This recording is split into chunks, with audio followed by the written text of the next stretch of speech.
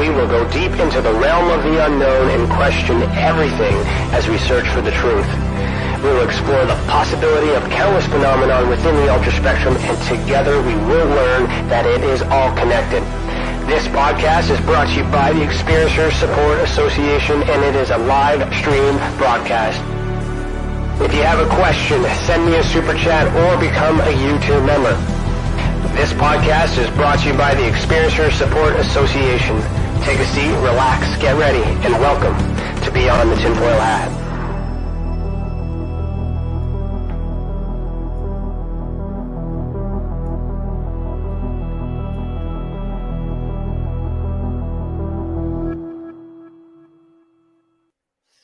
Hello, everybody, and welcome to Beyond the Tinfoil Hat. Today is Thursday, July 21st, 2022, and I, Ryan Stacey, am your host this evening.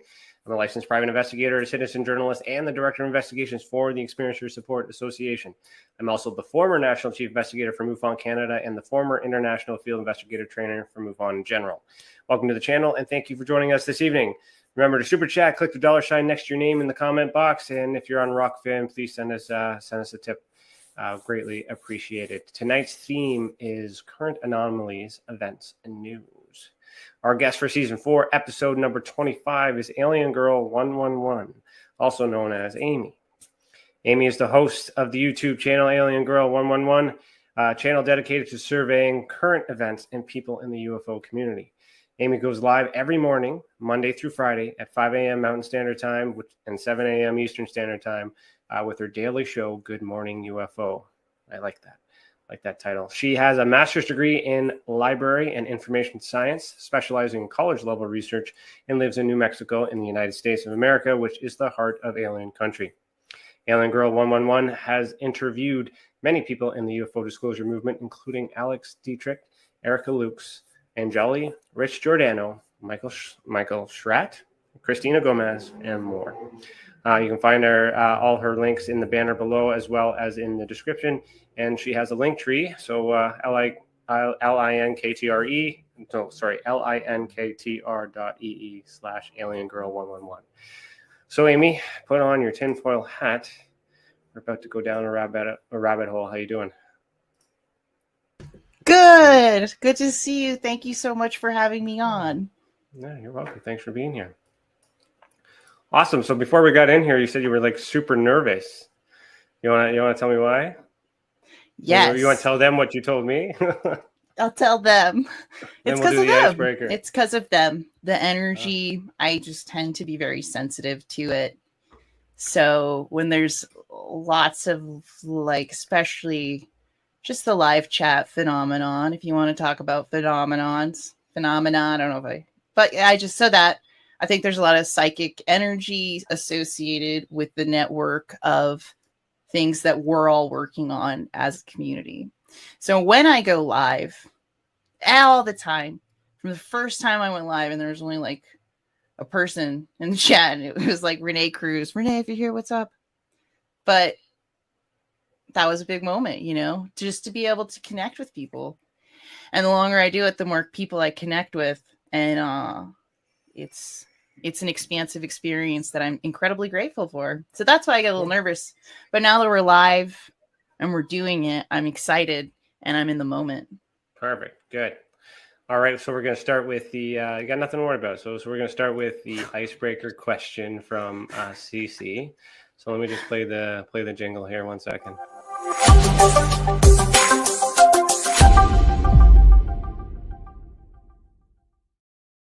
All right. So CC asks, in your opinion, what UFO event offers the most compelling evidence of this phenomenon and why? Good question. Okay. Which UFO event has the most compelling evidence? I think that question gets harder the longer you study this and the longer you get into it. Because if you said 2 or 3 years ago to me, if you asked me, and I guess I will stick to this answer. I do believe it to be the Phoenix Lights for me. Okay. So why?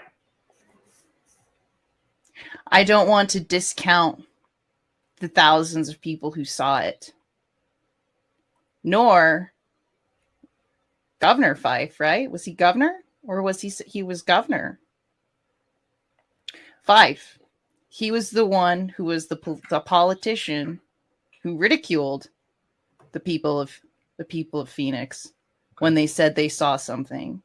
And he came out and said he saw something. Mm-hmm. High-ranking authority figure in the community denied it, ridiculed it, then admitted it. It's compelling. Is the evidence there? Yes. If you count eyewitness accounts. Mm-hmm. There's a great book called The Science of Ufology. I've lost it. Or I gave it to someone. It's gone now. But it proves how you can use science to prove UFOs. Because there is science that you can follow. One of them is when multiple people see a UFO.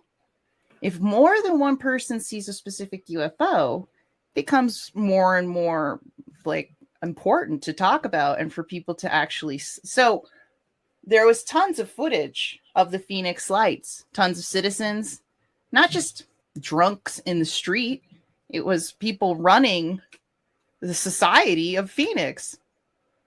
So if we want to say that, okay, you know, the Phoenix politicians are dumb and they don't know what they're talking about, but let's keep letting them lead. And like, if we're going to talk about how eyewitness testimony has no value of evidence, why don't we just throw the veterans in there too? Why don't we just start ridiculing them? That'd be great. Because now it's illegal to do that in our government organizations.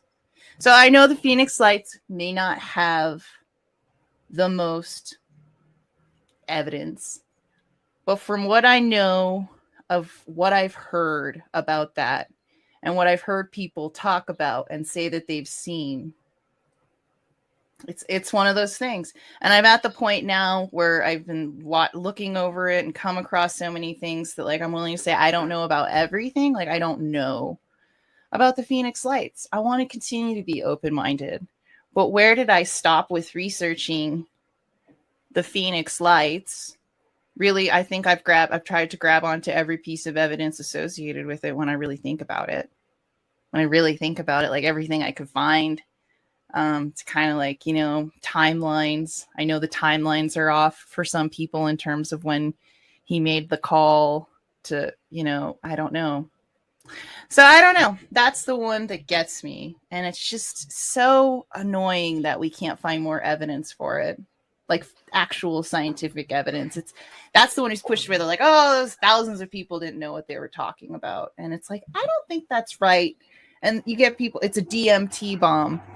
Well, like there's to piggyback off of that. Like, I mean, normally I would say my answer to that would be there's nothing compelling, but but hearing your explanation and your breakdown of the evidence and understanding evidence, I appreciate that because there's evidence. It's evidence of what? Evidence is, and we were talking about evidence before we got on the show too. Is it's subjective too? Like evidence of what? Everything is evidence, but evidence of what? So there's circumstantial evidence, there's hearsay evidence, there's testimonial evidence, there's documented evidence. So there, with Phoenix Lights, I'm not too familiar with how the case has broken down. I'm familiar with it enough to acknowledge that that is a significant event. Being Canadian, you would be the expert on that more than I will. So I'm not going to pretend I know more about the Phoenix Light than you do. But looking at the fact that there's more than one person. From a variance of backgrounds and degrees and all these other things, reporting certain things in the same times, which would suggest that something happened. So regardless of the opinions and all these other things and the timeline and evidence not lining up, there's the human element. So there's evidence of something happening. So has there ever been a debunk? Has anyone ever tried to identify it, or does it remain unidentified? Oh, you're asking me? Yeah. You researched it. Theory number one is flares. Yeah. Is there any evidence to support that it's flares? Yes, that's been reported. Okay. Just testimony evidence or physical evidence? Confirmation from the government that the Air Force dropped failures. Okay. Okay. So then, So right, that was one theory. Another theory is just that the timelines are off for specific times when things were called in. That's the other debunk I've heard. but what does that prove? The information was wrong. That doesn't debunk that the event had happened. It just means the timing's wrong. Right. That's how I felt about the debunk too. I'm just grasping at that point, honestly. What about you? What do you think some good debunks are of the Phoenix Lights? Well, I've heard the flares. The fact that government confirmation, that's up there in terms of significant evidence, because that's the closest thing we can get. The problem we have after that is whether or not we can trust it. So the government comes out, it tells us that that they are government flares, it was a military operation. Do you trust that? You asking? Sorry. Yeah. Are you asking me if I trust that? Do you trust that answer from your United States government? I personally think humans are so dumb that I don't think the government's smart enough to tell me.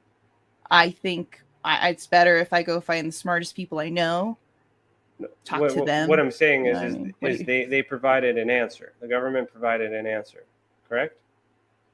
Yes. Right. So do you trust that answer from your government is what I'm asking you.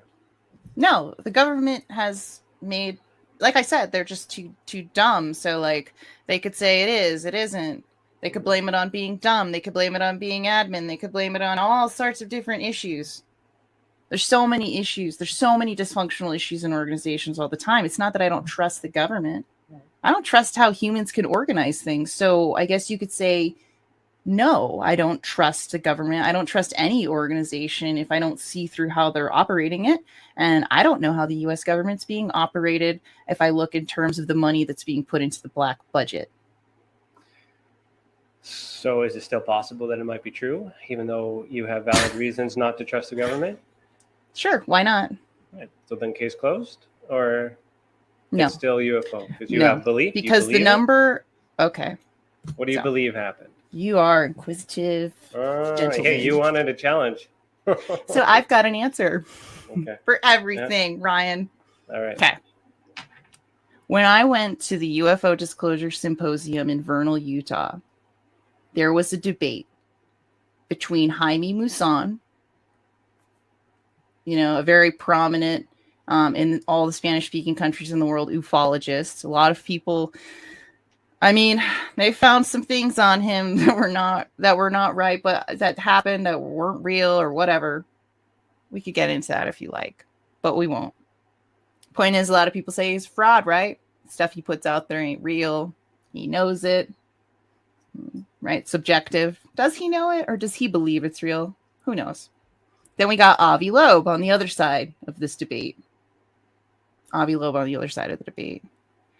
And Jaime Maussan in this big symposium, we're watching them talk, and it's open question time. Jaime Maussan walks up with somebody who introduces him, so they're like, "This is who this guy is to ask you a question." This is open question time, and basically what their conversation was about was that testimony. Even Avi Loeb said, "Well, yeah, testimony matters."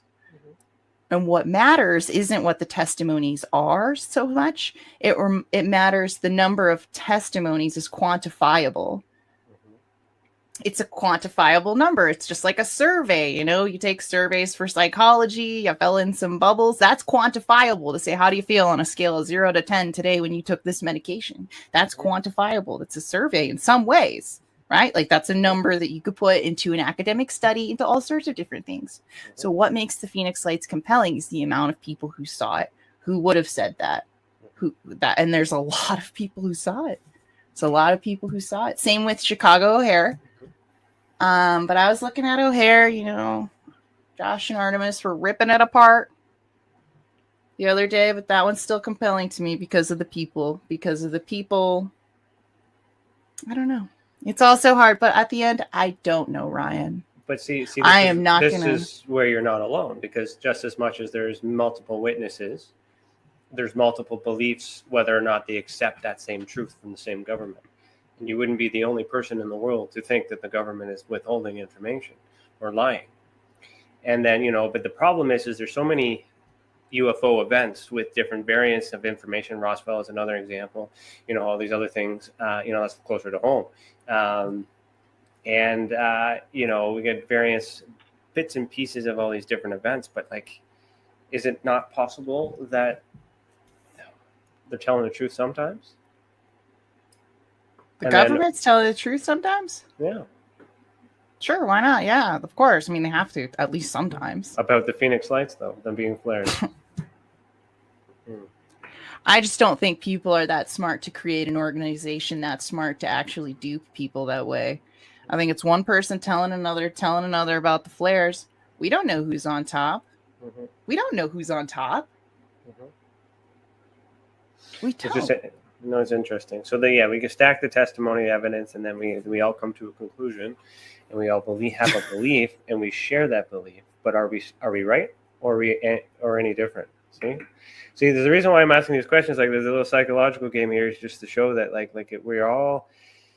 we need more evidence. We need better evidence in period, in general. Oh, of course. So there's been a transition though that's happened. Okay, tell me about that. That's huge.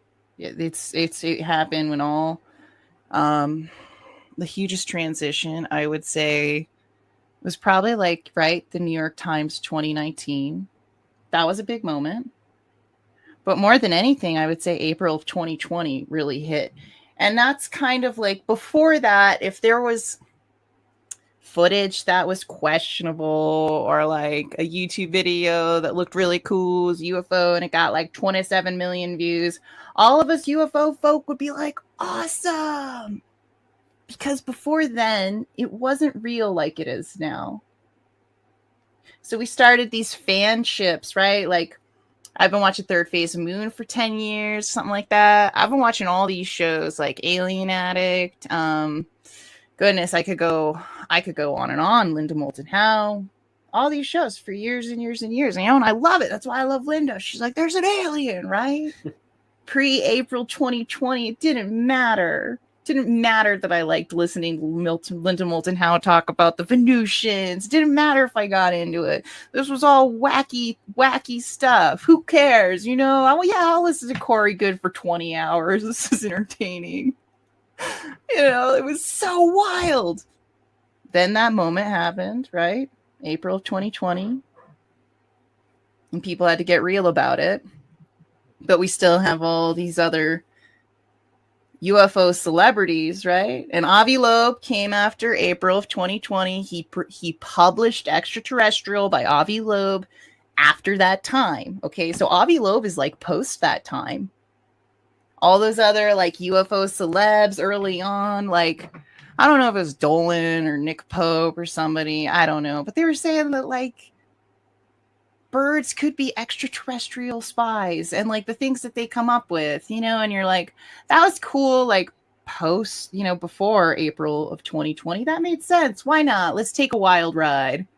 Mm-hmm. But now we're actually being told this is happening. Mm-hmm. And a lot of it's unnerving on some level. And you don't say that an F-16 pilot doesn't know what they're talking about when they tell you they see something in the sky. That's just straight up disrespectful. Mm-hmm. And that's the thing, is even as knowledgeable as these experts are, or what key witnesses are, they're simply testifying that with all their experience, they're observing things that aren't familiar to them with their training. It doesn't necessarily mean extraterrestrial. However, we're always thinking that UFO, unidentified flying object, means aliens. So how many, you've interviewed Dietrich. Does she, where does she lie on that? Does she think they're aliens, or she just doesn't know what it is? She's, she doesn't know what they are. Yeah. And it could be, I was going to say Russian adversaries. Yeah. Right. Yeah, but, Chinese, Russian. It's all possibilities. And then so the fear and the problem that I have is that there's still no answers. So even I would accept it being Russia if they could tell us that. I would accept it being aliens if they tell. I don't think I would actually accept that. But I mean, they're not telling us anything. So what they're doing is they're building up, all these units and departments in order to start their own studies and collect data and starting fresh again. Because the old data, even though the hard work that everyone has put in, MUFON included, whether you like them or hate them, there's data there. I like them. Good. But it can't be used because they have to start their own investigation. They need to collect their own data. They need to collect their own, and do their own studies on it. So that being the government, the top of the line, the best of the best, as they're supposed to be. Once they collect their studies and they get enough information in, that's if enough people trust them to report to them. What do you think they're going to conclude with? Oh, but they don't know. Again, And then that's why I'm into this. Yeah, and that's why I keep researching it and I keep digging it and I keep trying to find more. I want to know. I want to know first. Well, somebody has to know. Somebody has to know. Right. And I'm going to go find him and I'm going to talk to him and I'll be telling you insider information one day. Yeah, that's what I'm doing here, man. I'm putting my feelers out. I'm meeting them all. Now I'm going to find the one. And you're right. You got to find him. And that's what I'm on. I'm on to it. Well, they'll find you. I can see it. They'll find you, right? They got to trust you and come forward and talk, and then you'll be able to share their story. But then that's third party. So, it's third-hand information, and that's why you need the experiencer to come forward and give that testimony. So let's using Dietrich as an example. She's technically an experiencer because she experienced something. Same with Fravor. He's an experiencer too. Why can't we just believe that they experienced something and we don't know what it is and now we're looking into it? Why is there this need to pick this apart? Why is there this need to attack them as individuals, this disbelief, when they could be telling the truth? What do you think that's all about? Oh, I think it's a lot to have your belief system shaken up. Mm-hmm. You have to be into it. You have to be ready for it. Not everybody's totally ready to have their reality changed upside down. We have so many things on our shoulder, all of us, every day. We have to figure out a way to survive, how to keep ourselves happy, all the things we struggle with, reach our dreams, try to freaking find the reason to be alive. Like all these things are really, really hard. So we find ways to keep that going and to be happy in life. And the older you get, it's like, I just don't need anybody messing with it. If Jesus is what gets me through it, Jesus is what gets me through it. It's believing that I have a cosmic family that's ready to meet me. It's going to get me through it. It's going to get me through it. Whatever it is that gets you through it. But I think that's important. Everybody has that. So when you challenge that with something like, dude, you see the UFOs on the news, man? And they're like, they love Jesus more than anything. UFOs don't exist. When you challenge that, they got to be pretty cool. They got to be ready for, just like I learned day after being in this field, I need to be ready. And having the truth unveiled to you is so sobering, so humble, so great. If you're into that kind of thing, some people don't want that. They want to wake up. They want to just, take care of their kids, have a good day, laugh with their family, hang out with their friends, be happy today. Yeah, I got a roof over my head. I got all this cool stuff going on. Why do I need to shake everything up with aliens? Today I lived a good day. And I also think that aliens in some way is a fantasy for a lot of people too. It's not an immediate threat right now. Right now, I think the general public is taking the stuff that the government says and they're just processing it like this. It's probably Chinese. It's probably Russian. But I think people are faced with ridicule, just to circle back, is because they're just trying to get through the day, man. You're trying to dig a hole and someone says, "Oh, I know." So it's actually our fault that we can't get the answers because of all the things that we're doing when the truth may have been given. And because the truth was given, this is how we respond. So perhaps, disclosure may happen if we change and we start more of us start to accept it, because you're right, because a lot of people will be affected by it. Religion will crumble. If it hasn't already. It's been a while since anything organized has been running. Stocks are falling. There's so many different things going on just because of the possibility and ideas of all these other things. And if the answer is going to come out, we have to react at least in a favorable way. Do they want us to be negative? Maybe that's part of the job. Maybe they want us to kill each other over it. Or do they want us to be happy about it and accept it? Because if they do exist, my observation shows that someone might try to capture it and kill it. So as a defense mechanism, they probably don't want to come forward and say, hey, which is probably why we can't find Bigfoot, because there's hunters out there, survival of the fittest and all these other things too. So the problem I see is us. And and we're all trying to solve it yourself, citizen science, citizen research. So to lead into, that was a really long, extended icebreaker question, CZ. Thank you for that. So what I'm bringing into is the first question I usually ask, which is, why are you the way that you are? And so to lead into that, I want you to tell me how you got into this. How did you get here? You're very knowledgeable. You've been studying for a long time, but where did this start for you? Yeah, it's been awesome to break it down, especially, doing it. It's 2 years, yeah. 2 years doing this, 6 months of the morning show. And so I've been able to break it down over the last 2 years in those defining moments, right? Mm-hmm. There are defining moments. And I always my question for people when they come on the show is who recruited you? Who was your recruiter? Right? Who recruited you into this stuff? And I was recruited when I was I want to say 12, but I think it was more 8. But I don't want to sound so cool that I was already into it at 8 years old. So we'll just go with 12. But I do think I was 8, 9, 10. And Linda Moulton Howe was on the television talking about the cattle mutilations. And I would say a year before that alien abduction thing came out, the autopsy. And it's a fake and all that stuff. That's been confirmed. But it got it going. So that was that's interesting. So, first I had Linda Moulton Howe. Then we had that documentary. So then I get a little bit older. Then I'm 12. And the Phoenix Lights pops up on the news. And I look at my dad and I'm like, Dad, what do you think that was? He's like, I don't know. I guess they all think it's aliens. And I was like, that was weird. Then I was 16 years old and I went to a presentation by Neil deGrasse Tyson in 2002 before he had written all his New York Times bestsellers.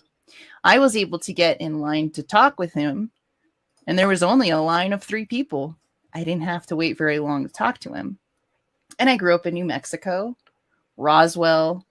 It's every kid in your class in elementary, middle, high school has an alien head t-shirt, even back in 1992. But it's jokey here. You're like, haha, the aliens. But, then you go to church and you pray. Oh, yeah, well, we're going to go pray now, but it's kind of known. It's all right. And then I met Neil deGrasse Tyson after his talk, and I asked him one question, which is, do you think there's extraterrestrials out there in the world? Because this whole presentation was about extraterrestrials, which is fascinating to me because now he says all this other interesting stuff that's very not as progressive. I met him in 2002 and he looked up at the sky and he put his arms out. He said, of course there is. And that was Neil deGrasse Tyson introduced me to the Drake's equation. Now that I realize it and we're talking about it, I remember the presentation now. He was like, here's why there's probably aliens. And he said, this is the Drake's equation. And he talked about if aliens came down. It was all about aliens. It's not like I came up with this idea. Neil deGrasse Tyson in 2002 presented me a whole presentation about extraterrestrials and how they were possibly real. Take that. So then that was whoa, okay. What's going on here? Then I had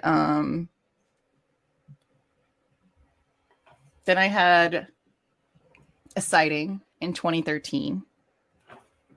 There we go. So I felt so I had my sighting in 2013. What'd you see? And it was Yeah, I'll make it quick. You know how long these can go on for. Triangular formation of lights. It was 10 p.m. at night. And there's a triangular formation of light. I am in like airplanes are over me all the time. Airplanes, helicopters. There's helicopters, like police helicopters. I hear them all the time. Like I know what it's like to be around like this kind of stuff. And it's probably, I want to say like, I don't know. It looks like it's 8 stories above. And yeah, and then like it just goes here and then it goes right in front of me and then it zips up and then it disappears like really quick, no noise, totally silent. Out of bam, gone in a flash, like could not have gone. I don't know what I saw.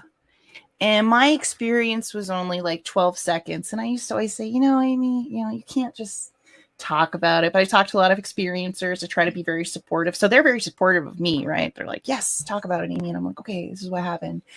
But talking to experiencers is huge. And when I talked to Alex Dietrich, it was huge for me too. Because my question for her was like, okay, how long did your experience last when you saw this? And it's 10 to 12 seconds is what she said. And like that validated for me that like, and it's sad that it has to come to that, like you're talking about with the ridicule, but it's part of like manifestation and self-actualization. And like, I think reaching your spiritual path on some way to like, let go of that kind of stuff to move past your belief systems and things like that. So when she told me that, I was like, wow, that's huge. But that's obvious. It's an interesting circle. 2013 and then like 2020, I was talking to her and she told me she saw it for 13 seconds. So I was like, that's how long mine was. And I see a lot of things and people can say what they want. That's fine. They can say what they want. I don't care. I remember trying to tell everybody and they didn't believe me. They didn't believe a word of it. They didn't believe me. Oh, Amy, you're being crazy. It's silly. And all he wants attention. And I was like, whoa, like good friends, people I trust. Oh, Amy, it's because your neurons are all messed up because I have epilepsy, which that's not a good, decent excuse because I hadn't had a seizure in a really long time. And actually, I didn't even have epilepsy at that point, believe it or not. It was latent. So it's kind of interesting. So there you go. I didn't even have epilepsy at that point. I was non-epileptic. So that couldn't have even been an excuse, right? I try to think about this. Am I right? Right? Like, and then you meet Alex and she says that. So then I saw it in 2013. I was on YouTube searching. I know I can find exactly what I saw. I've got to be able to find something to match what I saw because I sincerely believed it. So bam, third phase moon every day in the chats, ready for whatever you saw. Because you know why, Ryan? Nothing was available like that pre-April 2020. Nothing. You didn't have any stream of UFO footage that you could watch. You needed somebody to be giving us that information. And it breaks my heart because now after April of 2020, all of these people have put in their heart and soul and their time and their energy into trying to get these UFO footage sightings out. They just they all get crapped on, dude. It's like the longer you're in the field and the more energy you put into it. And I think that's why they're like, you know what? Like Stephen Greer, I'm not going to go on your show unless you have 250,000 subscribers or whatever. Like that's why people just say, I'm done. Like I've defended myself for freaking 10 years. I'm at the top of my game. Why do I have to prove it to anybody anymore? And I think that's what I've noticed, from people because it's freaking annoying. See, with Greer is interesting because he started out a long way too, and then he's earned his place, I guess, in a sense, and then now he's at a point where he can say things like that. But to the character to say that I won't talk to another experiencer and put my message out unless you have a minimum amount of followers, emphasizes or indicates, perhaps suggests that the motive is reach and to take something from that to help field whatever project he's doing, which is monetary and in kind. So any amount of influence, if you're good at what you're doing and you're being introduced to another audience, there's opportunity to make revenue. So if that it was the case, so I find it very interesting when they put that criteria into it, because there's also the watching it afterwards, residuals, and all these other things too. So there's a lot of people that are like that. Now, I guess with Elizondo, use him for an example. He is someone who did that and talked to people who had a different number, a lower number of followers. It didn't matter at some point. And then eventually it got to a point where that mattered. There was a picture that I've seen with you and Lou Elizondo. You met him in person. Yes, I did. There's a small child there, so I'm assuming yours as well. Yes, you're welcome. It's 100% mine. Yeah. So, but yeah, there's a photo around. A lot of opinions about. No, it's okay. What I'm getting at is there's a lot of opinions, especially with me and things that I've said on this channel and before and other places too, about Elizondo and how he is then and there and changes and all these other things. I'm still strong on my opinions on the evidence as it's been presented in his character. However, you met him in person, something I have not. So what is he like? Something a lot of people have not. Right, and that's important. So what is he like in person? I just want to start it by saying, I talked with his wife. They're very polite, very open, sitting there doing the grassroots thing, talking with the public. And, it was absolutely fascinating because I did, a little loop and I saw them there and I went and, I do kind of feel like on some level that she was trying to be like, okay, what's this lady like? What's she doing? Who is, so we talked a little bit and I could tell that, Lou was kind of taking his time with the other, and the line there was no one there, by the way. I met Lou like that in 5 minutes. Nice. Talked to his wife. She was like, so then we talked to him. I really try not to judge people until I know them. So you can hear a lot of things and you can read a lot of things and, it's really easy to make assumptions. So I try not to do that. So I'll just try to stick to what I know. I'll tell you what the conversation was like. So I said, hey, I just want to thank you for going out there and being willing to talk about this. There's a lot of ridicule in our community, obviously, and it's incredibly hard for people to come forward. And I think what you did with Tom DeLonge with the TTSA videos was good because it changed everything and it got the ball rolling on a lot of things. I was genuine and I was honest. He knew who I was. I mean, I'm not trying to sound like arrogant, but they do their research, man. Like Josh and Artemis are my friends, and they got slammed by Lou Elizondo. And Josh and Artemis only had 800 followers or something, 800 subscribers at the time. And Lou Elizondo had 90,000 Twitter followers. Yeah, why do you think that mattered to him so much? That such a small amount of people with a negative opinion, yet he felt the need to use his influence to defend himself prior to them announcing it themselves. Yes. What do you think that happened? Well, I'm just going to tell you how the conversation went. Okay. Because that's what makes this such a great conversation. And then I said, oh, I know you're a secret spy. So I said that next.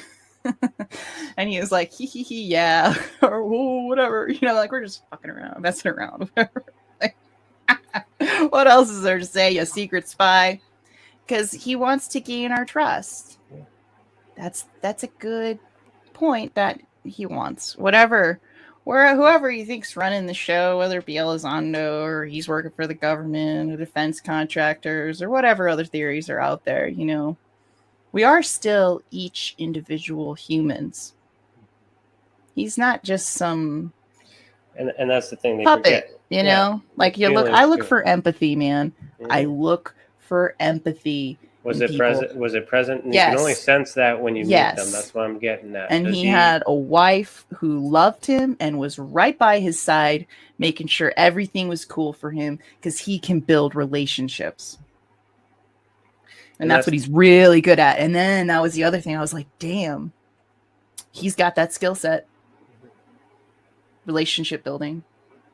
He does, but he also chooses and selects who he builds those relationships with. Of course. So back to the whole I don't trust the government thing. Lou being Lou, working for the government, meeting him, having a little bit of empathy for him. Do you trust Lou? Like I said, he's a normal person. He's got grandkids. He's got a wife. I don't know what his job situation looks like. I don't know. But do you trust? I do know he's a human. The information he's saying, though. Do you trust what he's saying?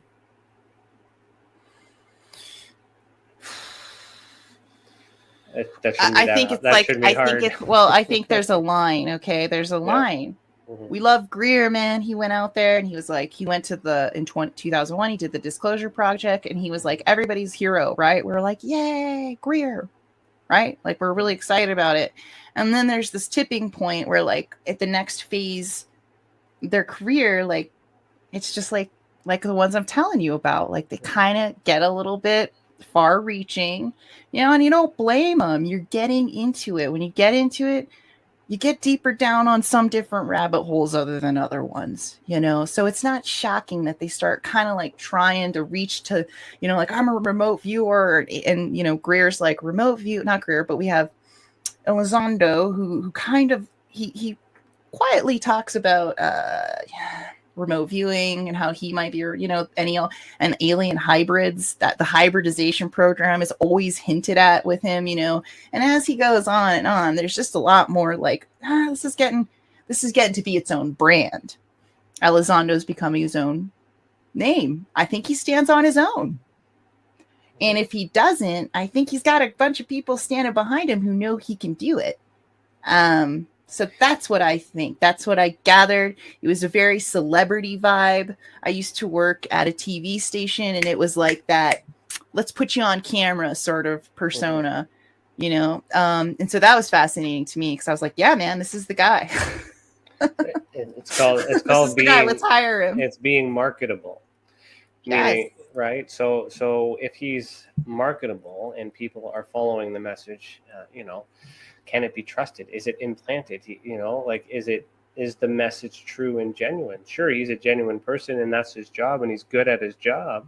He's good at influencing people, but is his intent to influence a positive truth, or is he intentionally influencing, a lie, which is where Greer, as an example, is saying that he's not telling the truth. Two people doing the same thing.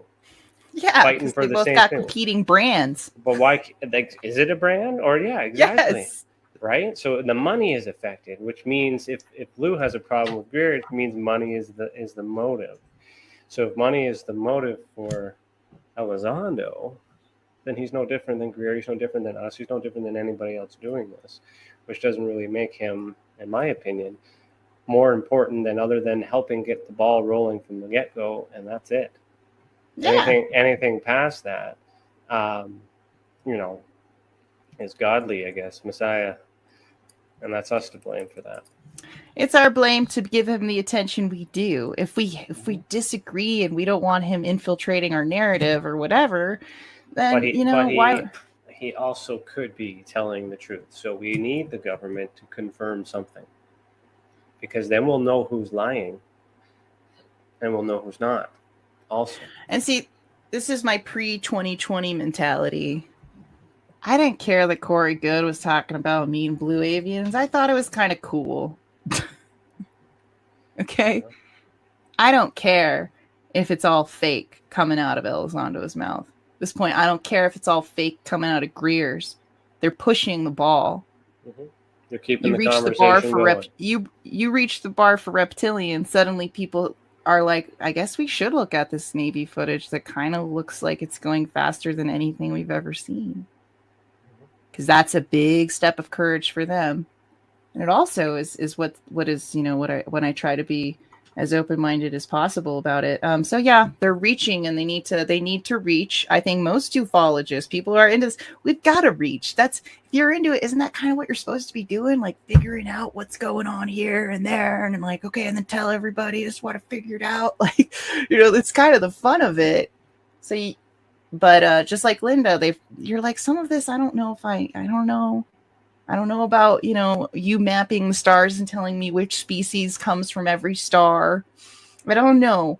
But at least you're saying something so crazy and out there that if somebody saw an alien in their front yard, they might talk about it. Because they saw Linda Moulton Howe flipping out, saying, God knows, I know they're from Zeta Reticuli, this star next to Never Neverland, right? Like, who cares? I saw an alien in my front yard. I don't know if it helps create and that's what voice. That's what we have to remember is that end of day, we're still human beings. We have characteristics. Things show. We get upset. I mean, the best of us shows at some times, but we're all putting opinions on the same idea because we're all experiencing something without any answers. But yet we're fighting with each other because we're all trying to get the answers, but not really helping each other. But, you know, what do you think would happen if you know, Greer and Elizondo, you know, worked together? Opinions aside, shook hands, let's do this. They tried. Third Phase of Moon tried to do that. And Elizondo called Stephen Greer a terrorist.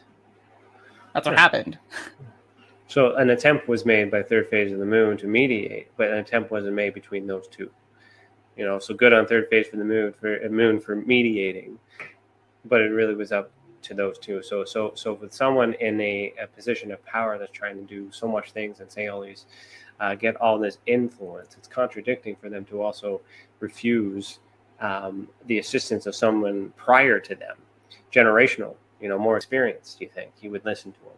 You know, so this combat that we see, you know, and if you listen to both sides, whether it matters or you might maybe just get one narrative, maybe you get no narrative, maybe people listening have no idea who we're talking about, or they just heard it enough and they don't care. But they're not, you know, it's the same thing, just a difference of an opinion, and they're not getting along. But if they work together, they can make more money, if that was the cause, right? So why do you think the ego is so big? Is it a male thing? Because the reason why I'm leading into that is because you being obviously a female in ufology, there's not a lot of females that do what you do. And so do you think it's a male thing? And being a female and other females that you've talked to in ufology, is there a different vibe? Because I don't get many chances to talk to females in ufology too, and I find you guys to be more calm and collective and level-headed, whereas we're all like, let's fight, let's go. Oh yeah, you know, it's divine. It's dudes. Yeah, you know, because I think women would approach it much differently than the way that those two are approaching it. I think, like, if there was a woman at the top of the field in ufology, like Linda Moulton Howe, and there was some other one that had the same amount of draw and power, and both were kind of the biggest voices. Let's just throw this out hypothetically. They're both the biggest voices. Like, let's put all the energy behind Elizondo and Greer. The biggest voices, the biggest female voices, you know, and they both have all these same things in common, and they both want disclosure, and one of their narratives is fake, and one of their narratives is correct. And which one do you choose? How would two women respond to this? Honestly, I think they would just work together. Mm-hmm. I just think it's this female thing. Like, I think especially like when I had my own child, I was talking to every woman I could. because I needed as much help as I needed, and I needed to know as much information as I needed. And if I didn't have something, I wanted to make sure that like I could call someone up and be like, oh my God, this is going on, or like whatever. So I think women sometimes become naturally collaborative in that regard. We need a balance. We don't need not one or the other. There has to be a balance. I've seen, Linda, before I got into this industry, I only knew of Linda Moulton Howe, one female in the mix of, things like that too. And then it's starting to change, starting to get better. And it's more pleasant approach to the same phenomenon, but yet you're still coming up short with the answers too. So it's a different approach and it's helpful, but we still need answers. So with Congress coming forward and essentially suggesting or implying that those videos that Elizondo had are drones, what are your thoughts on that? Because now his idea and his, has kind of been debunked if you trust the government, right? Yeah, it's one of those moments where I don't think he's associated with the government if they're telling us that his videos are incorrect and that those aren't UFOs, that those are drones. We know what they are. I think that, we could look at it anyway. Like maybe they're doing it to make us think that it's this, or because this, so they do this action to make us think it's this, right? Like that little game. But that was like, I saw that and I was like, Jeremy Corbell and Lou Elizondo, the brand. Yep. They're standing on their own. Okay. They went and they found some cool unclassified footage and they're like, oh man, look at this, dude. Like, that's kind of cray. And they were like, yeah, like, let's go hang out with Leslie Keane, right? Because Jeremy Corbell's in the know. He knows all about Bob Lazar. They played the game and the game played them well. Yeah. But was the game truthful? To them, it was. Right. To them, it is. Everybody rationalizes things. Oh, it's bad. You can ethics. I was thinking about that the other day too. Maybe this isn't a conversation when we get on and we start talking about the different way, especially content creators report things like Linda Moulton Howe and Jaime Maussan, and we just jump straight to they're a fraud, or some people do that. But what we're really looking into is like a huge ethical conversation, right? Like, what do we give to the public? And those are different ethics for different reasons. Just like, do you kill one person, so 10 can live, or you kill 10 so like the best person can live? Like, there's weird ways that people think about things. Like when you really look at ethics and how people break it down, like that's what we're talking about. So it's pretty in depth when you think about it. Like, when we talk about who we want to call a fraud and who we don't, and where's that line? Ethics are very important. We yes. must have ethics. We need to refer to ethics, but yeah. But anybody can play naive and dumb, and I've seen skeptics do it too. And that's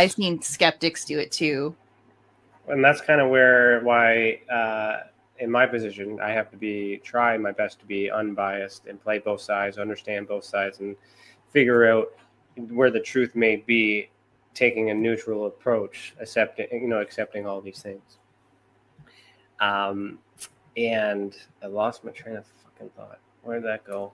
Shit. No, dude, you've got to accept these things. It's freaking ridiculous and super hard for people because when you have these ethics, right? Like, that's the thing. Like, I could be oh my gosh, I found this alien photo.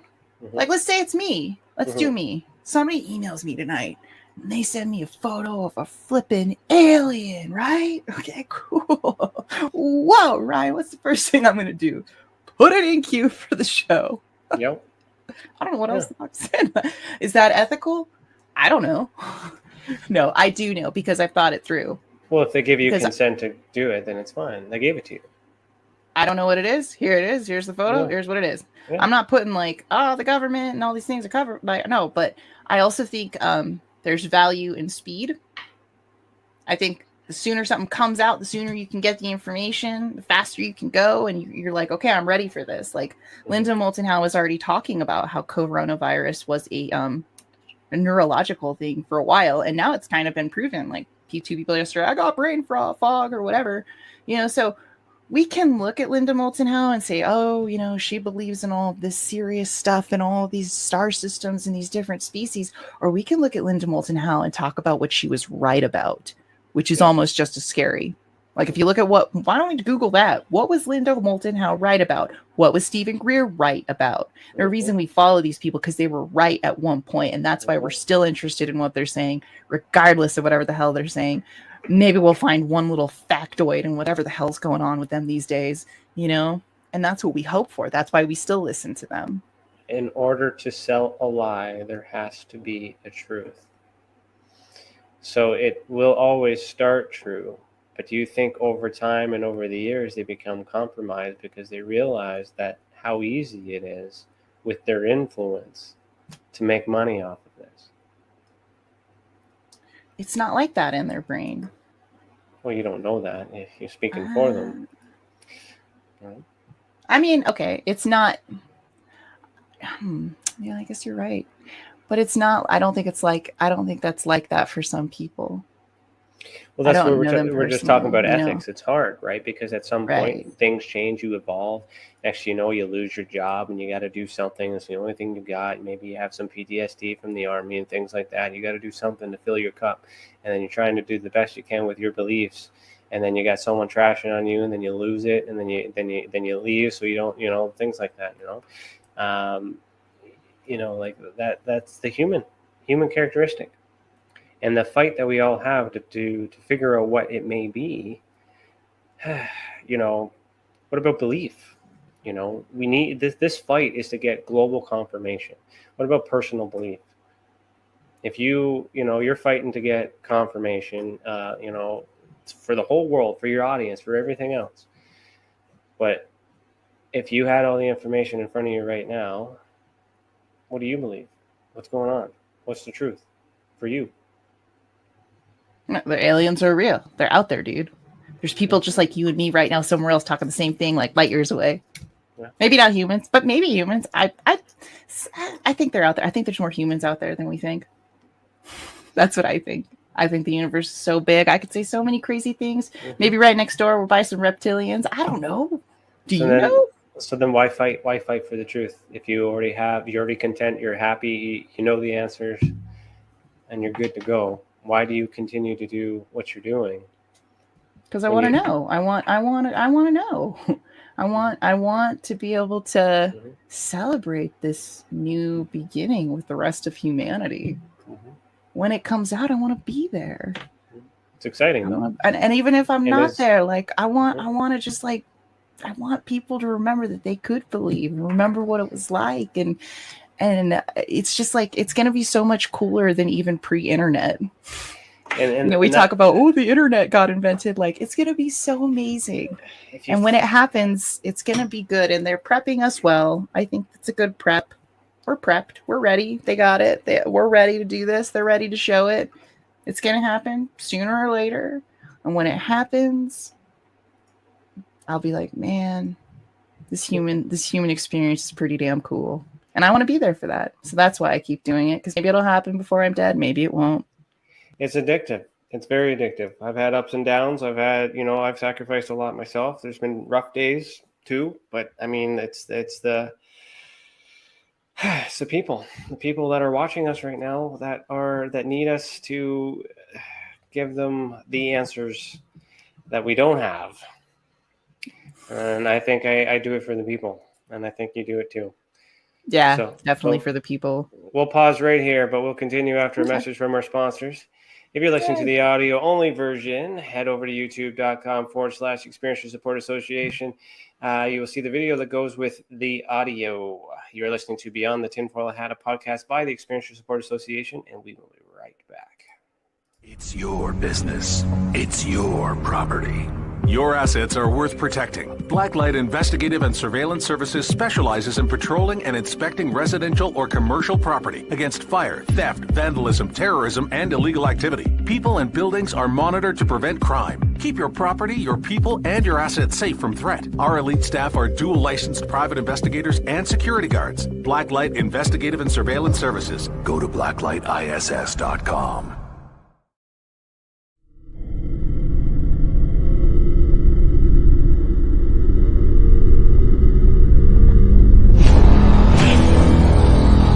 same thing that draws aliens to our planet is the same thing that draws us to others. Exploration, curiosity, sustainability of life. That's why we go. It would make sense as to why they're visiting here. Travis! Quit playing around, man. Get back here. Travis! The last thing I remember was this numbing shock. Stunning sort of a feeling. Very powerful. Get out of here, man! I was just out of my mind with fear, just screaming the whole time. It's been theorized that aliens prefer remote areas because they don't want to attract attention. Whatever it is that they're doing, they would want to do that in a less populated area. There are multiple accounts of the same thing from people from all over the world. People that do not know each other, do not live in the same cultures, and they're all looking up, they're all seeing things in the sky. So it would be naive of us to think that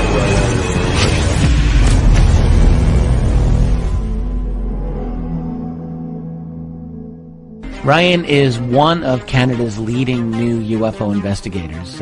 He conducts and oversees UFO investigations on a constant basis and was really taken by his research. He's compiled a tremendous amount of data regarding UFOs in Canada. And just as interesting, he really goes over how UFO investigations are done and what are some of the mistakes that people make when they submit evidence. Note for starters, don't edit your videos or photos before you send them. If you want to hear more follow-up conversation between Ryan and myself, you can go to richardolanmembers.com, where we have a candid conversation on ufology, the paranormal, and more. And remember, while we learn and grow and search for the truth, let's be good to each other.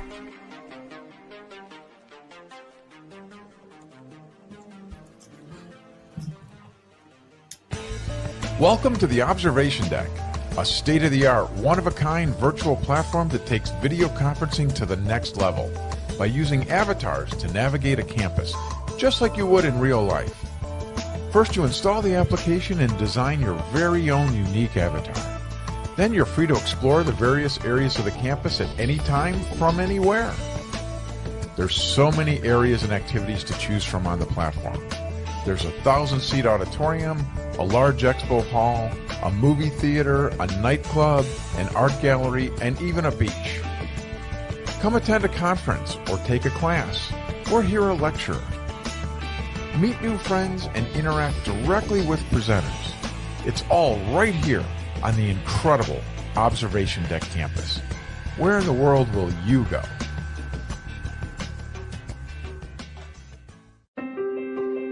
Have you ever wondered, or maybe just thought to yourself, if there were others just like you? You know, people with extraordinary abilities, psychogenic advancement, and perhaps unique intuitions.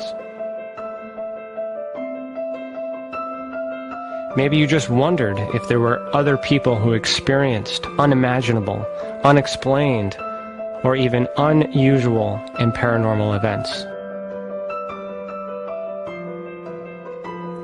Are there people who have more questions, more fears than answers?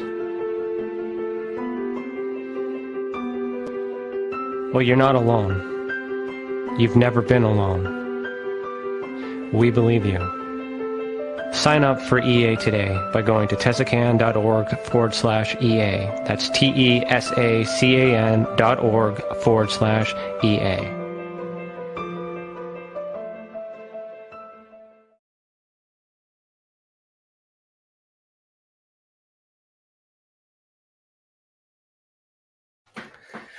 Welcome back. You are listening to Beyond the Tinfoil Hat. Have you ever experienced an unexplained event involving paranormal, UFOs, extraterrestrial, dogman, or any other paracryptid? Head over to our website, www.experienceyoursupport.org, and submit a report. Let the others who have already reported be that example that proves we're making a difference. If it wasn't for these reports, we would not be able to do what we do, and for that, we thank you. And also, if you want to get one of these tinfoil hats, head over to Leak Project and get one from Rex. Yeah. All right. So, yeah, didn't even notice. I was wearing this the whole time. Didn't even notice, did you? No, I didn't know it was tinfoily. I see the cool color, but then I realized it's tinfoil, and that's so cool. Yeah, I have to admit, I forgot to wear it. I just switched it. I was wearing this one the whole time. You messy. You're doing that private investigator thing. No, I forgot. You tricked me. Or you were wearing, you tricked. No, you were wearing a different hat. Was I? Yes. Okay. So, I did. All right, let's get back in. Let's get back into it here. So let's go back to 2013. Okay, you saw your lights in the sky. Yeah. Anything else happen? Let's talk more experiences. Anything else happen? Yeah, a couple things here and there. Yeah, we'll keep going. Yeah. Like dabble. What's that? Dabbling in CE5 a little bit. Okay. So how'd that go? When was that?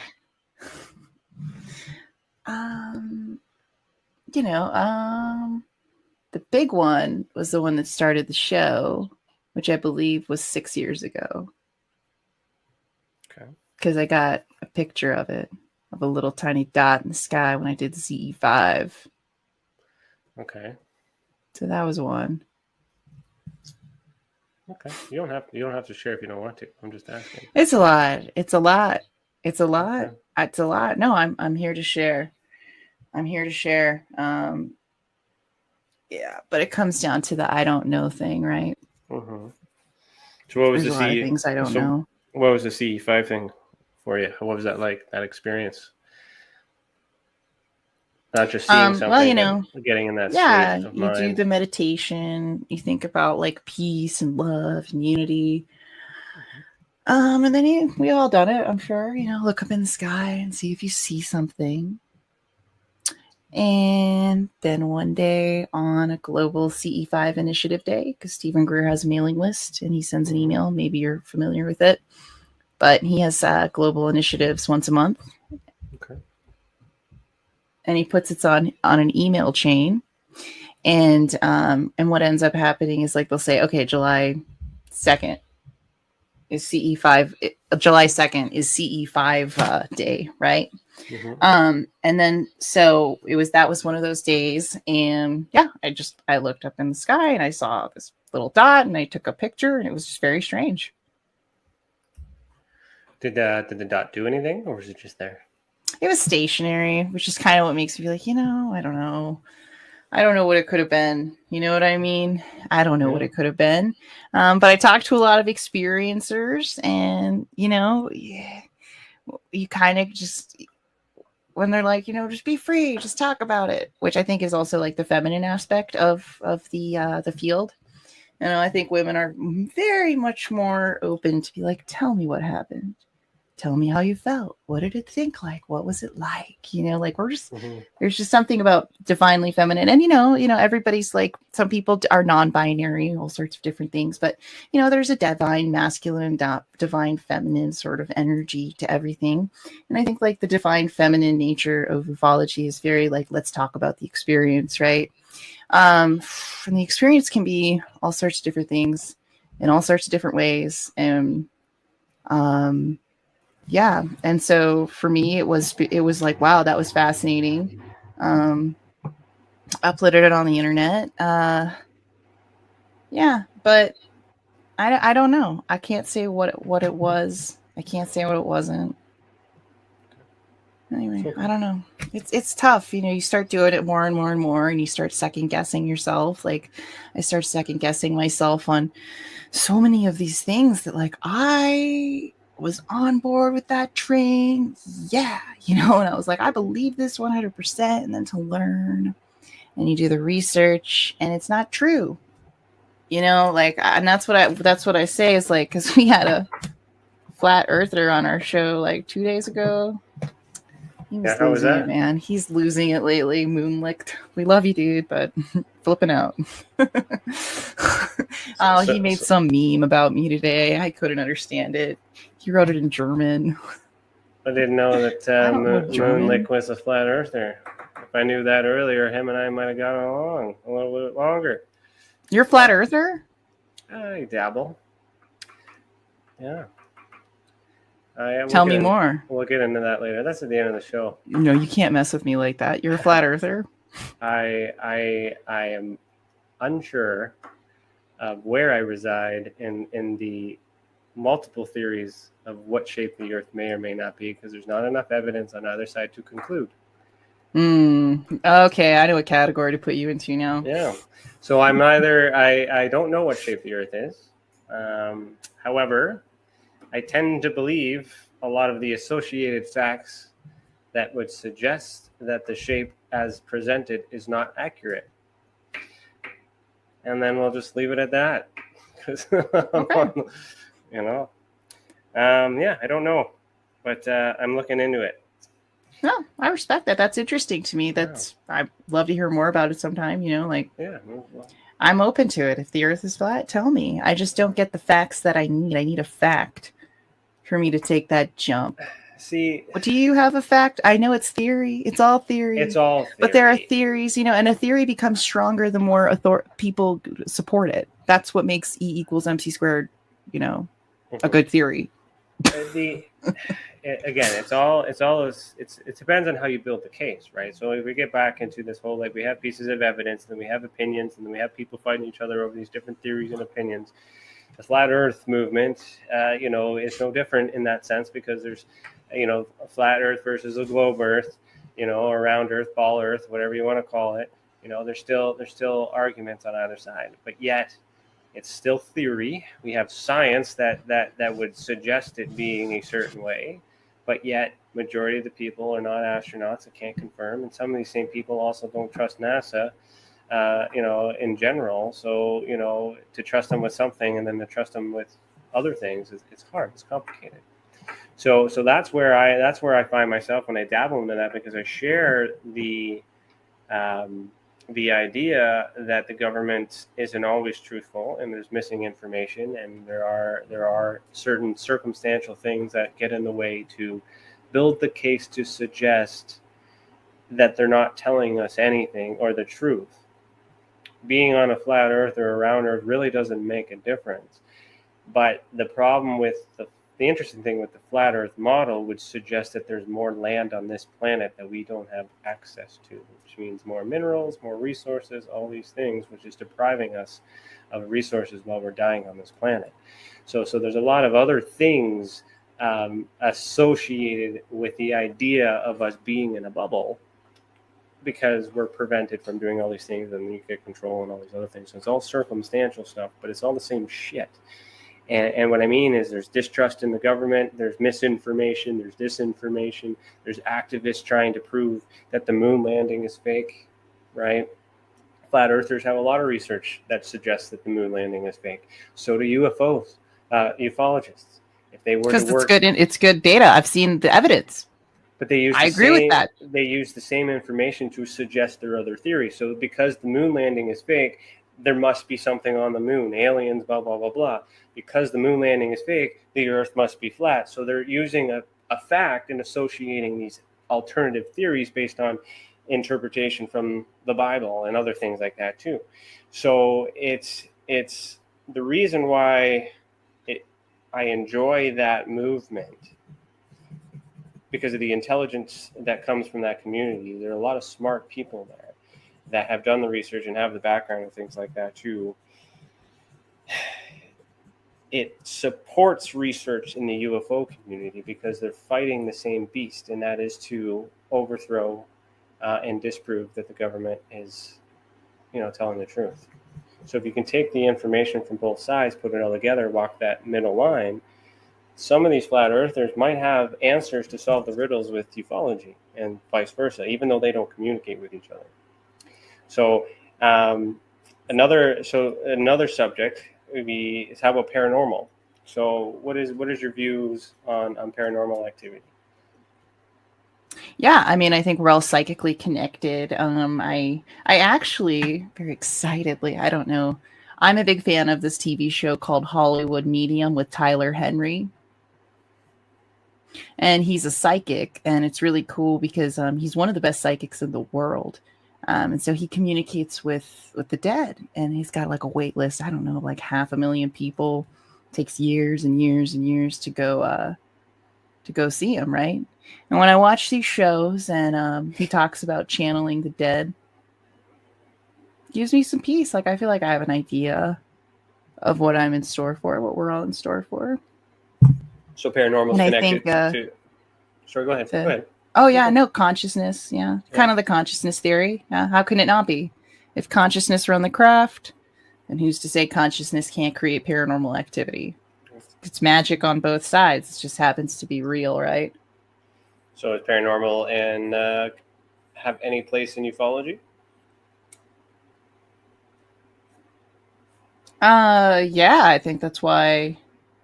I think it's the mystery is what kind of keeps us going. But does it have a place in ufology?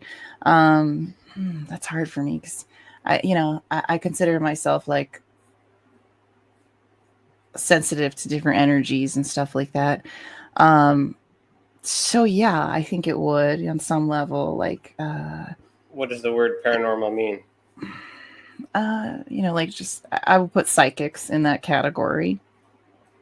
But the word itself, the etymology of the word paranormal, means fuck. It means anything that's not normal. I know what it means. Okay, so ufology, is that normal? Right, because para means beyond normal. So ufology is paranormal by technicality. Yeah, technically. So why do you think that when I say the word paranormal, individuals like yourself assume that means ghosts? Or means consciousness? Because para can also mean beyond. Well, I guess beyond normal. Mm-hmm. And then why is it not paranormal? Why is ufology? It is paranormal technically, but they're in two different categories because it's the two biggest questions, which is death and aliens, right? The two questions that Bigelow wants to answer. And I guess you're right. It just hasn't been connected yet. It'll happen sooner or later. There'll be some sort of connection that we make, especially when we get the science out on it and everything like that. But I think it's separated right now because death is so mysterious. And ET is so mysterious that like our little brains kind of need to separate them. But yeah, it means beyond normal. But I think we're closer to answers with ufology. So we don't want to use the word paranormal so much. Maybe that's what it is. Maybe that's why we don't use it so much. I don't use it because I figure all my viewers are going to think I'm talking about ghosts if I put it in there. And I don't want to talk about ghosts. That's why I don't use it. So, but you still talk about other things that aren't normal. So you're talking about it without calling it that, right? Yeah. So that's another example of how we're playing the game, but not with the full deck of cards. We're not using the right tools. We're not using the right information. We're mislabeling them. I'm also a librarian, so I used to catalog books with subject headings and everything, right? Ryan, I cataloged a couple paranormal books. Did you catalog them right? Section for ufology. I don't even. You might have put them on the wrong spot. I bet I could look up the cataloging system right now and tell you where they. Well, no, it is under paranormal. Yeah, there's a paranormal section now that I remember. Paranormal section. Isn't it like New Age now? UFOs, ghosts. New Age. Yeah. UFOs, ghosts. Yeah. So they're right by each other. Well, that's media. That's Hollywood. That's marketing. Yeah. All those things and how we were raised. So, fun fact: majority of the community in flat Earth in societies actually don't believe that aliens exist or UFOs. Interesting. Not all of them. I believe in. Why am I more fired up? You know what? I think you give flat Earthers a good name. Well, they're good people, right? They're all people. That's what it comes down to. They're neither wrong, neither right. There's no evidence to defend them any more than I am trying to defend all the communities. My role in this is to bridge the gap and bring everyone together so I can learn from them all to find the truth. What I've been trying to do, and CC as well, we've been trying really hard to get someone who's fully invested in flat Earth. Not just believing in it, but done the science and research that would challenge it. Because I want to have a good conversation kind of like this with a flat earther. So if there's anybody out there that would, they also hate Freemasons too. I'm a Mason, so I like to have a chat with a flat earther and be like, hey. That's cool. You're open about it. Oh yeah. It's all in the back right there too, if you look close enough. But anyways, the what I'm trying to get at is there's so many things going on, and we're not getting along with each other. There's so many different theories, there's so many different understandings, but what brings us together is that we are human beings. We are all trying, we all have emotions, we all have this ability to connect to some sort of consciousness connection, whatever you call it, whatever you want to name it, whatever you feel, however you identify, which makes us all an experiencer. So whether, Lou's having a bad day and or a good day, he's still technically an experiencer because he experienced something and he's putting a story out, and we still have to provide that bedside manner to him as an individual. And that's what I want to see in disclosure. I don't want to have answers. I don't want confirmation. What I want is mental health support. I want, therapy. I want all these treatments to assist experiencers. That's beautiful. With dealing with it, because there's a lot that goes into a yes. Okay. It either all exists or none of it exists. So, we need an answer of something. There's not enough evidence to, to debunk any of these things, but that's why we kind of go all squirrely. But if the answer comes, then a lot of these unknowns become known, and then we're left with something. And then you have a bunch of experiencers that are interpreting certain events based on how they thought. And because if they say, yes, extraterrestrials exist to any capacity, then it's possible that all of these horrible things have happened to these experiencers. And there's experiencers out there who choose to not mention it, keep it quiet, and don't say anything, and pretend it didn't happen or believe it wasn't real. Then they hear that it is real. Then they go back and be re-traumatized and re-victimized. And that is what I'm upset about in this industry, is I'm not seeing any preparation for the bedside manner and the aftercare for when we get confirmations, which tells me two things. Either A, the government is preparing a cover-up for the cover-up, because too much information has gotten out by them not regulating everything, so they're preventing it from happening again. Or it actually doesn't exist, and they're just letting for us to figure it out, and they're, we just got to, bend for ourselves, and as the world gets better, we'll get better. Right? Completely, man. Completely. Yeah. And, I have a lot of hope that people are going to be a little bit more expansive and be on the same page and look at the bigger questions and take it all in and really unify a little bit more. Especially, I think that's the biggest thing is just general empathy all around the board would be good. Lou Elizondo, I don't think he's evil. I don't think Stephen Greer's evil. I just don't, I'm not on that train. I think Hitler was evil, right? I think there are evil people. I'm not thinking there are evil people, but there are also people who are just people. They're people. They might not be over empathetic. They might be kind of cold, but that doesn't make them Hitler. I'm going to leave that one alone, but to be on the middle. No, keep going. Good. It's going to be fun. Let's go. Throw it back. Who cares? Come on, let's do it. Throw it out there. I'll leave that one. I'm excited. I don't want to, I'm not going to defend that. No. Well, it's not, he used to be an artist, so he was a human being before that, right? So there's trauma that created the monster, right? So you got to look into, he wasn't born a monster. Something created him to do all these horrible things that shouldn't have happened. So, it's society. And that's where we got to start, is we got to start with the people.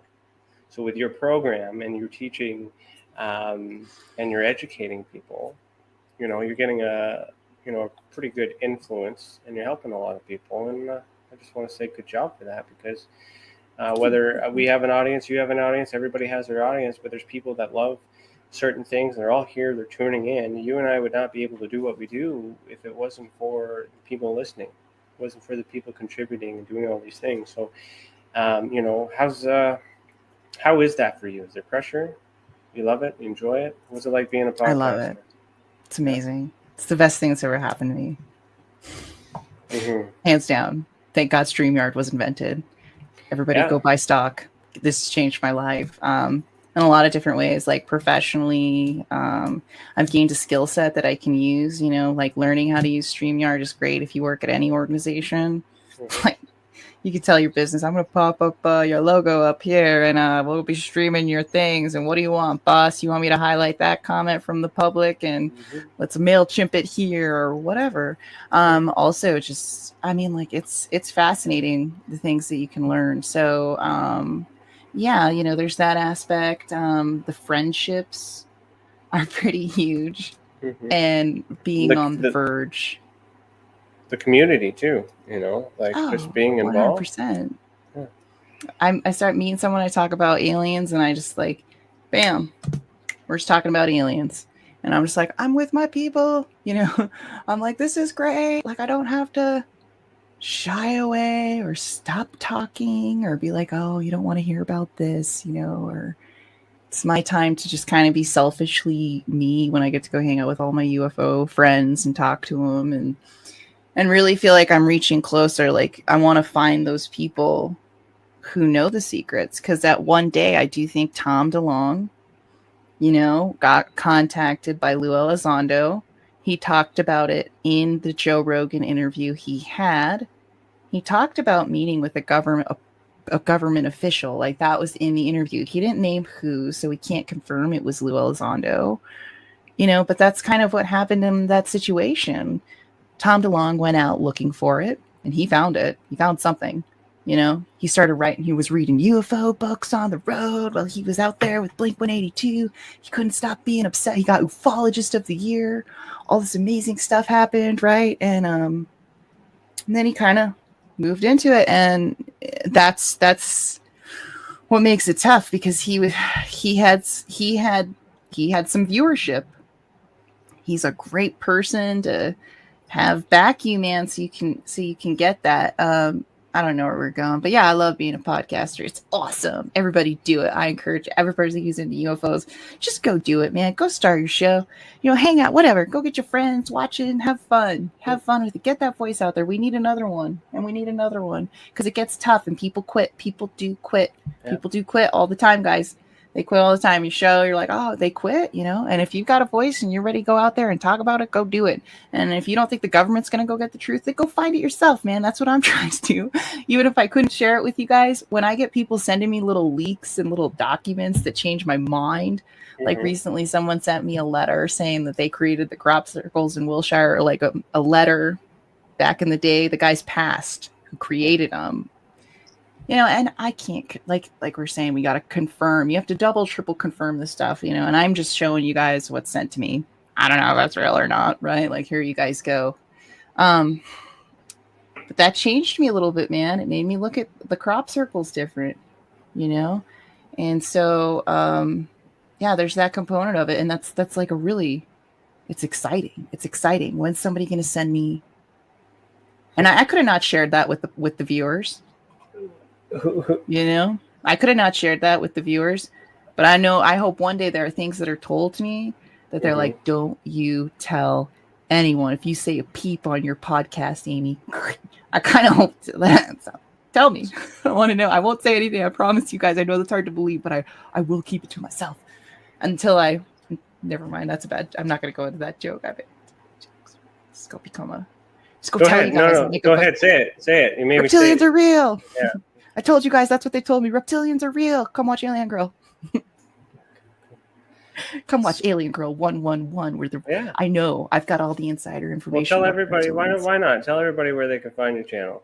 Do it right now. Why not? Yeah. Okay. Wait. Are we? Okay. Yeah. We're not done yet. Okay. I just want to know if I'm done. I want to throw it out there, right? Like, there's a little outro I do here. Then we'll save it for the end. I'm just rolling off of what you were saying.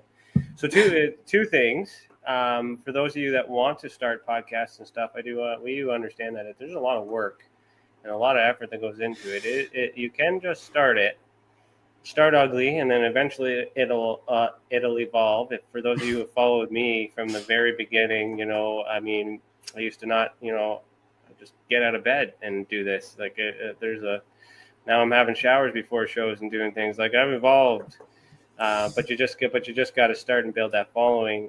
Just do a little shameless plug. A lot of people may not realize this, but as part of the media company that the Experience Support Association is we help people start their own podcasts If you got the gumshoe and the notion to do so, and you got the idea, and we make all the fancy videos and all these other things on behalf of the association in exchange for you creating content on our channel. So we are looking for individuals to do a show once a month and contribute to the network, and we grow. Even if you have no channel, it's an extension to you too. If you wanted to throw one of your morning things on our channel, I was like, is that an invite? No, I just kind of want to throw that in too. And I love it. I love what you guys are doing. I just love it. And I think one thing that's hard is like we're talking like you got pre-April 2020. I know I keep talking about this. It's an important date. Pre-April 2020. It's exploiting the experiencers that gets painful. Like I do open StreamYard calls, some people call in, they say they're like an alien, and like it's the PTSD, and like, dude, if you've got, if you're being triggered, you're not going to jump, like people have processed it when they've come on a show to talk about it by that time, right? But if you're somebody who just like finds the show, you're like, what's, this, like they find this show. But you're creating an opportunity to allow them to speak. And you're giving them they're coming out and they're not leaving it inside. So you're and I think just the term experiencer is really important here. And we were talking about the difference between like the female aspect and the male aspect. Well, there's a point between women where when a woman tells you something between women, you just believe her. Mm-hmm. Like if she tells you something, I'm not going to get into depth about it, but you believe her. She had an experience and it messed with her, and you leave it at that. You don't say it didn't happen. You don't say she's crazy. You just say, wow, I'm so sorry that happened and that affected you that much. I'm really sorry. And that's how experiences need to be. They affect you. They have a reaction. You change a little bit because of it, right? And that's that. And so now when I saw that you guys had the link for experiencer support, I was like, perfect. Because what do I do in a situation where someone comes on, and I have had people kind of like have a moment, like a snap, like, oh, like something like, luckily, really great rapport with this person, but like things can get triggered during a show. And if I triggered something, I would feel very bad. So thank you so much for creating the experiencer support panel that you guys have, because I feel like I have a resource now where like I could say, like I'm not a licensed counselor, like I don't really know everything, but like, and I say now I'm saying it in every episode. I'm like, go down to the link below if you need experiencer support, right down there. That's where you guys can get it, because that's not my specialty. It's not I'm too silly. I'm too crazy. But you guys are creating it, and it's well, that's here the thing. now. And to clarify, it's not our specialty in terms of the science part and the academic and the diagnosis part.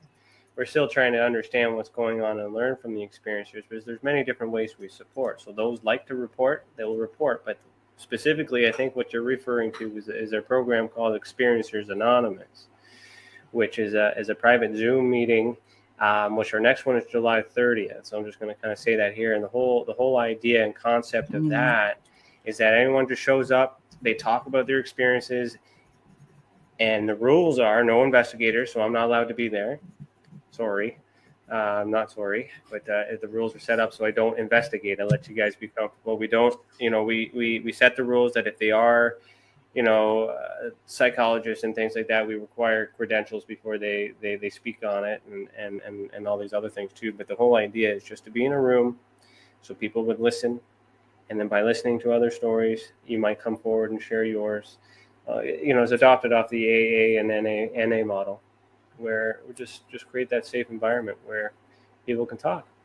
And then maybe I'll get a report after that, maybe I won't, doesn't matter. The main thing is that you're not keeping it inside. You're hearing other things that are similar. You're learning from each other. You realize that you're connected, and that's what it's all about. Is learning from each other, because we're the source. We're the ones experiencing it, right? You had an experience, I had experiences, other people had experiences. We don't have answers of what they are, but we need to talk to other people that have said experiences, and do that too. It's a transcendence age. It's the age of emotional learning. You know, it's the age of getting connected with the whole experience, right? It's a real simple concept. You just show up, you talk, see what happens, or you listen and see what happens. That's it. It's just there. And then you'd be surprised about how comforting that is, just knowing that there's a place to go if you need it. Whereas mentioned before, is we don't have a place for experiencers to go right now. So I want that in place before we get confirmation. And that's what we're working for here at the Experiencer Support Association. So another thing I want to mention, you do like to talk about news and people leaking you stuff. So has anyone ever leaked you anything from Canada? What do you know about Canada? What do I know about Canada? Oh, you got me. I know. I'm a hardcore American. Yes, I can. So, what do I know about Canadian UFOs? Well, I do know you guys used to have a Canadian watchtower in the late 1950s.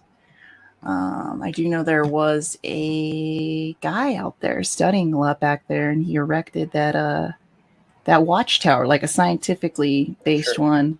And he believed that Mars had life on it, and so that was part of it. I do know that. You know, a couple different Canadian cases, sort of, not so much, but I hear so many different cases that, but I really, you know, unfortunately, it's kind of American centric, unfortunately. You know, I hear a lot of different stuff, but the majority of the cases I know are American. You know, I do dabble and look at the Brazil cases. It's not like I don't. I mean, no, it's not. I've looked at a lot of all sorts of different work, and, you know, like the Russian Roswell, you have all these different places all over. But yeah, you know, so did you, well, you probably don't know this, but you'd be surprised to know that Canada has what's called a service document, communication for intelligence, vital something, I can't remember the full acronym for it, whereas they're required by law, an agreement between the United States and Canada, that if any unidentified object is visible and reported, they have to transfer the information to the United States, and the United States will continue the investigation. Canada does not complete the investigations. America does. So the reason why I'm pushing for Canada over here is because you guys over there might have the answers. But as I mentioned to you this morning, that we're so open with letting the stuff out, that the answers are probably in our Canadian documents, but yet, very, you know, no offense, but America is just centered on America. Oh, no, it's completely obvious. North America includes us and Mexico too. FYI. I know. I was thinking about it this morning. I was like, no, these Canadians are different. No, I just can't. After I was walking my dog, and I was like, you know, like there's a lot of differences all over the world, you know. So yeah, you know, it's unfortunate, and I try really hard. It's because it's just like there's no other countries around here, you know. Luckily, I live in New Mexico, so I'm very close to Mexico, so I'd say I'm pretty cultural because you know, we've got a lot of immigrants here and a lot of Spanish. I know, you know, I know enough Spanish to talk to somebody who doesn't know English, you know, in case I need something or something like that. You know, so it's multicultural here, for sure. But, you know, you get more centralized into like middle America, and that's, you know, the mentality, it just feeds throughout the whole country. Hey, you don't have to defend yourself. I should be defending myself because I know more about America than I do Canada, and I'm Canadian. And that's because everything about America is on Canadian television. So it took me a long time to learn that Canada had UFOs too and all these other things too. And that's why I was realizing that, you know, this stuff is missing. So I'm gonna charge Cece there, if you're listening, the next time you're on your morning shows and you're having a conversation to chat, show her the timeline and give her some of our Canadian documents so she has some, so she can learn about Canada. You got it. I'll start Googling it. I'll Google Canadian stuff. Be I'll careful. start Some of Googling that it. stuff's Yeah. crap. Some of that stuff's crap. We got our problems too. We have our Lou now I have- Elizondos, and we You needed to get me off the Bob Lazar thing Yeah. because I'm really mad at the library because they have not produced my interlibrary loan for my Bob Lazar research. So I'm very upset with the American Libraries Associate Library. They're just not doing a job out here in America with the libraries. We'll keep fighting the good fight. All right, so we're going to do our last segment, which was you're supposed to be a surprise, but you kind of ruined it in the middle, and I'll explain why. It's called Sorry, Not Sorry. We'll be right back.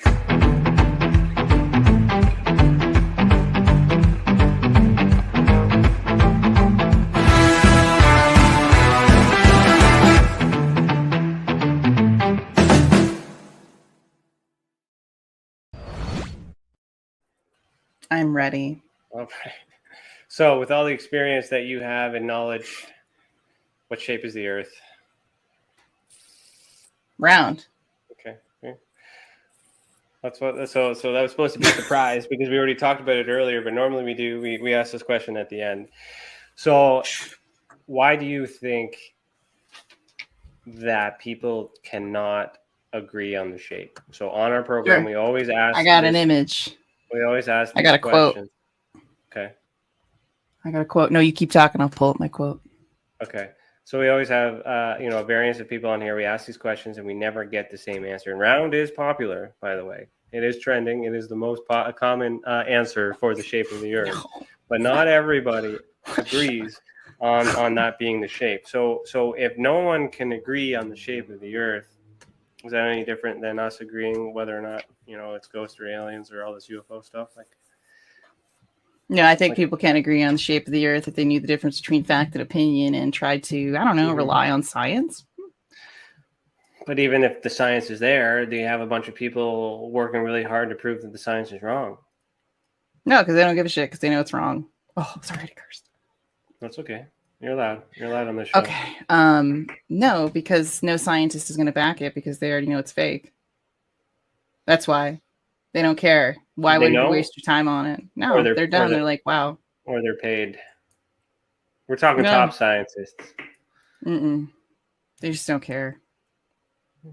They don't care. Get as many flat earthers as you want to scream in a bunch of scientists' face. They're not going to study it. No, but I mean, even with the arguments they use too, it's on theory. It's all theory. And then science is actually theory too, though. It's not. You can apply science when you send people to space. Sure. Right? You're applying the science. But then now we're getting to the 5D reality right here. Now we're moving into 5D. What's wrong with that? Nothing. I'm just saying. I'm just letting everyone know. Now we're moving into the 5D aspect of flat Earth theory, which is great. I'm into the 5D. Let's do it. Well, it could be interdimensional. Yes. But now we're talking different dimensions. We're in this dimension right now. There might be a 13th dimension where, I don't know, whatever exists. But I'm very interested in the dimension I'm living in right now.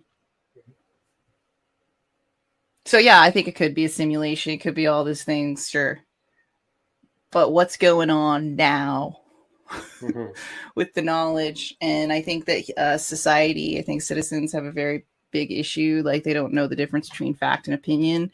I think the American school system's failing itself by pumping out kids and students who don't know the difference between fact and opinion, because then they go to become voting citizens who fight about fake news because they don't know the difference between fact and opinion. And scientific analysis, dude, it is hard to figure out physics. It is hard to figure out chemistry. That is not easy stuff to look at and understand. It takes years of studying science and biology. You can't just jump into medical school. You have to have a bunch of credits in biology and human anatomy. So I found my quote, and I think I was looking for it, and I posted it on Twitter, and I have the link to the article. I don't remember, but I highlighted it, and I almost put it up this morning. But then, everybody was they were feeling it. So this is quote. I'll have the link to the article. There is a very deep fundamental reason why the Earth is round. The force of gravity depends upon the distance between two interacting objects, and the only three-dimensional object you can make with a single distance is a sphere. We can measure the behavior of gravity in the laboratory with a variety of highly sensitive experiments.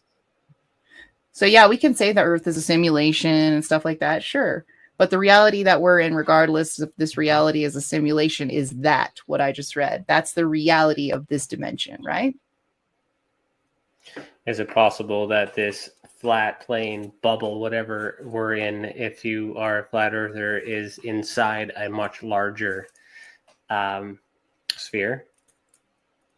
Meaning there's other land? We're talking flat Earth, okay? Yeah. Can you be more specific, please? I'm just, I like I said, I'm on either side. It's just, I hear the arguments. I'm just picking your brain to see where to go. That's the whole point of this last segment. Oh yeah. No, I have fun with it, man. I have fun. I love going wild when we go on these some shows flat earthers theories and stuff. Heavily believe that gravity doesn't exist because it's a theory. What do you think about that? I think that's a weak argument for somebody who just gave you the argument that I gave you, which is just theory on theory on theory. They got into a fight with someone who said, hey, all you got's theory. And then they're like, oh, really? Well, gravity's a theory. Yeah, gravity's a theory that's been proven. We were just talking about this, Ryan. The reason that gravity's a theory that's popular is because scientists like that theory because it's pretty accurate. That's why. So, yeah. And yeah, flat Earth is a theory too, but people don't really study it because it's not worth their time because they know it's not real because they've studied science and know how gravity works. You could tell me gravity, then like, what do we do? Like, you're going to tell me gravity doesn't exist? And that's the thing, Ryan. Sure, we might be in a simulation. Sure, we might be under a mason jar. Sure, but whatever dimension, reality you're in, I want to know about this one. I want to know about this one. Motherfucker. So what is this one then? Jesus, gosh dang it. Because then I thought about me in a mason jar on the planet. It's flat. Now I'm confused again.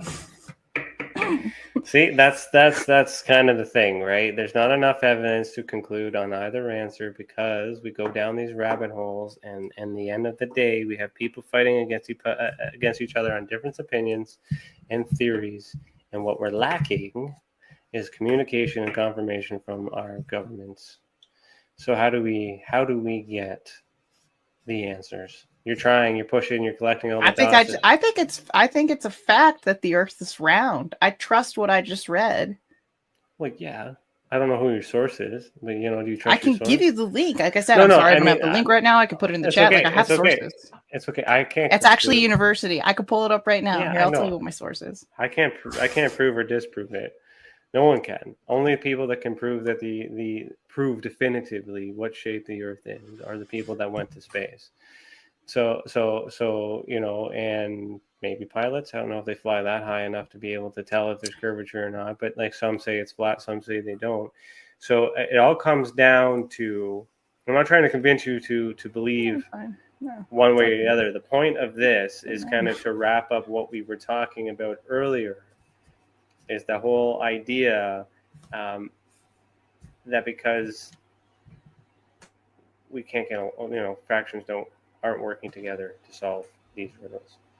We're missing information. Yeah, I'm okay without talking about flat Earth, though. I'm okay with it, Like, I know I'm like, let's talk about. I think reptilians are way more possible than the Earth being flat. Let's talk about reptilians. That's how. Yeah. Okay. What do you like about reptilians? Where they come from? They're fun. They're crazy. They're cool. They're weird. A lot of people encountering them, and you go through Preston Dennett's abduction research, and you got them there. You got them. People saying they meet them. Yeah, they're everywhere, right? They're just a type of a species of extraterrestrials, like many that have been reported.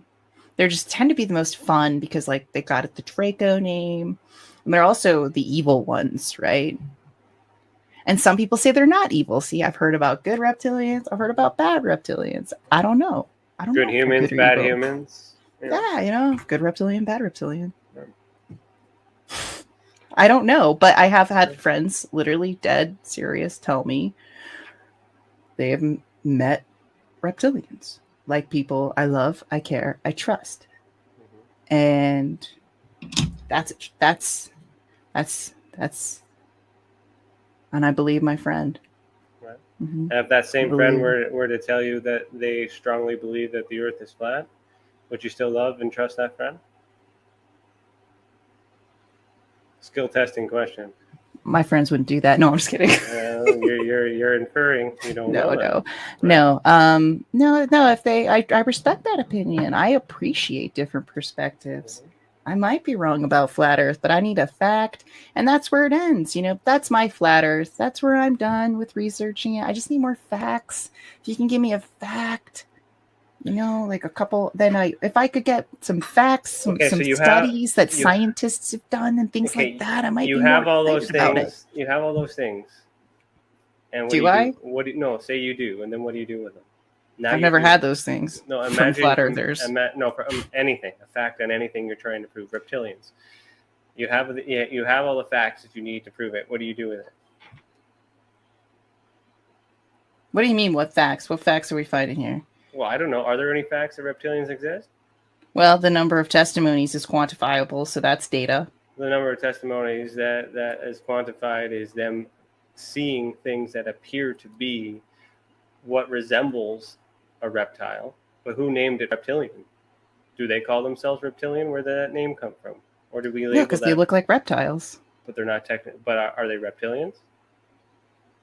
No, I mean they look like maybe them, they're right? called something else, right? Dracos. That's what some of them say. Draco specific because of the assumption that they come from a specific place in the stars. Who told them that? See, there's not enough fact on any of this stuff to conclude. So I'm just playing around with you here. I mean, it could exist. It couldn't exist. I don't know. These communities are no different in these beliefs. We're human too. So it's a mess. It's a fucking mess. So if we put our heads together and instead of arguing the theories, accepting the possibility and finding the things that are in the middle, you might actually end up somewhere in the middle. Whereas some scientists are now suggesting that the Earth may not be round; it may actually be, oval shape or I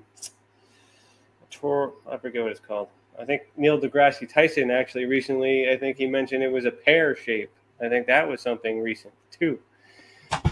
So you need to look into that. So yeah, so there's things. What? What? Pear-shaped Earth. Oh my God. So they're not even sure now the latest technology and things like that. So things are changing. And if things are changing, is that because we're getting smarter and we're, or all right. Thank you, Cece. Yeah. Anyways, I don't want to get you all worked up. I'm just playing around here. So that's what I do, man. That's why I wake up every morning. So I scream into the internet and then I'm normal all day. It's great. Let's use the last 5 minutes. And you tell everybody where they can find you and all this other fun stuff. And then we're going to do our after chat. And you can have fun in the comments. All right. So, guys, my name's Amy. You can find me on Aliengirl111 channel, YouTube channel. Go check it out. You could Google it, Aliengirl111. It's all one word. It'll pop up. I guess that's my come check me out. I guess that's it. I said it was going to be super epic if it wasn't. Yeah, that's why I gave 5 minutes because I thought you said you were going to have this huge thing. Okay, that's all good. I don't know. But yeah, just go check me out, you guys. I do have a thing, right? Okay. I have to turn the button on. Boop.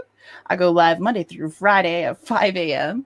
Mountain Standard Time. I hope you guys come check it out, especially if you wake up in the morning. It's kind of fun to become part of, a morning routine, which is really fun. And yeah, I have a lot of fun things that I'm working on. A lot of fun. Hopefully, I get to do some more podcasts. Ryan, I would love if you came on my show. We could do a podcast together for Aliengirl if you're interested. Sure. Yeah, and just getting more people to come watch the show. Working on maybe doing some late night experience or stuff. You could go follow me on Twitter as well. That's also another great thing that I like to use. And I like to share all my favorite shows that I like to go hop on. So if I share it, I'm probably in the live chat. So you guys can track down my thoughts by Twitter. If you're wondering what I'm thinking, by most of it. There's a lot of cool Gaga stuff happening right now. So follow me if you like Lady Gaga too. We've got some amazing things coming. Chromatical Ball, Little Monsters. But yeah, so go follow me, Aliengirl111. You should be able to Google it. It's on YouTube. It's on Twitter. Those are my 2 major content platforms. And thank you so much for having me on your show. Thank you, Cece. I feel like I learned a lot from you guys just hanging out. So thank you so much for letting me be a part of it. Very exciting, awesome conversation. I love it. I hope we could turn the tables. You come on my show. You bring your facts about Flat Earth. Let's bring some of your, you should come on the Flat Earth show. We can talk about it, but I'm not an expert in Flat Earth. I don't believe it wholeheartedly. I don't. You got no. You're the reason that good Flat Earth started. But I understand the arguments that they use and the association of facts that they use to prove their argument, and I understand how they parallel to the same arguments we use to defend the existence of UFOs. That's. But it's because it's very similar, but I seem to learn a lot more from them that helps me solve the riddle here that makes me sometimes think that they might know something. But but I haven't fully committed. I'm not like fully committed here. So I'm not an expert. I'm looking for an expert so that way I can. Hey man. And if it's flat, let me know. Let's talk about Tessa. We'll talk. That's what I'm good at. Let's talk about Tessa. Oh yeah. We'll talk all about it, man. Okay, cool. I can't wait. It's going to be sweet. All right, everybody. Thanks for tuning in. If you guys, we do an after chat. So if you guys are listening to the audio podcast, you guys are shit out of luck. Head over to YouTube and watch the after chat. If not, have a good night. Amy, thank you so much for being here. This was fun. And hopefully we'll see you again soon. And Cece. Oh, yeah. Thank you. Thanks, Cece. You're going to come on. Thumbs up if you do. If not, we'll see everybody later. Thanks for watching, everybody. Heed the world. That's it, everybody. That is a wrap. That is the end of it all. Thank you for joining me tonight. I look forward to seeing you back next week, where we'll continue to have this conversation deep down into the rabbit hole in which we call the Ultra Spectrum. Thanks for joining us. I said that already. Oh well, fuck it. Heed the world.